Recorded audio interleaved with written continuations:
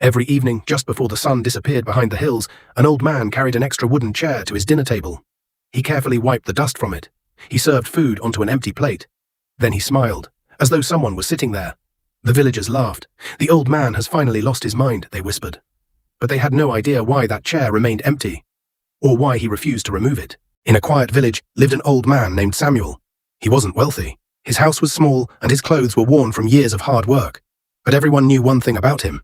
He was kind. Many years earlier, Samuel had raised his only son after his wife passed away. He worked long hours in the fields so his son could go to school and dream of a better life. When his son became a young man, he left for the city to find work. Before leaving, he hugged his father and said, "I'll come back soon. We'll eat together again." Samuel believed those words with all his heart. At first, letters arrived every month, then every few months. Eventually, they stopped. No one knew what had happened. Some believed his son had forgotten him. Others thought something terrible had happened. But Samuel never accepted either explanation. Every evening, he placed an extra chair at the table. He served 2 meals instead of 1.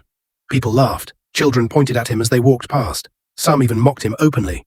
Yet Samuel never argued. He simply smiled and said, "Hope deserves a place at the table." Years passed. His hair turned white. His hands became weak. Still, the chair remained. One rainy evening, there was a knock on the door. Samuel struggled to his feet and opened it. Standing outside was a man with tears in his eyes. Older, worn, ashamed. It was his son. Years earlier, he had been injured while working far away. Life became difficult. He lost everything and believed he had failed his father. Out of shame, he stopped writing. He convinced himself that returning home would only bring disappointment. But after many years, he gathered the courage to come back. When he stepped inside, he saw the extra chair. It was clean, waiting, just as it had always been. He fell to his knees. "Father, after all these years, you still believed I'd return." Samuel lifted him gently and embraced him. With tears in his eyes, he whispered, "A father's love doesn't keep score. It keeps hope."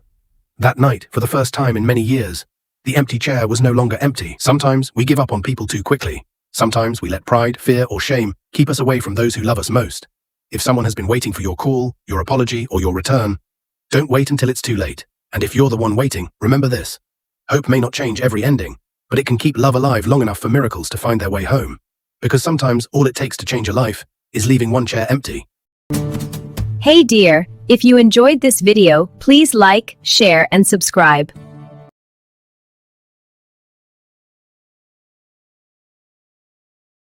Sometimes we give up on people too quickly. Sometimes we let pride, fear, or shame keep us away from those who love us most. If someone has been waiting for your call, your apology, or your return, don't wait until it's too late. And if you're the one waiting, remember this. Hope may not change every ending, but it can keep love alive long enough for miracles to find their way home. Because sometimes all it takes to change a life is leaving one chair empty.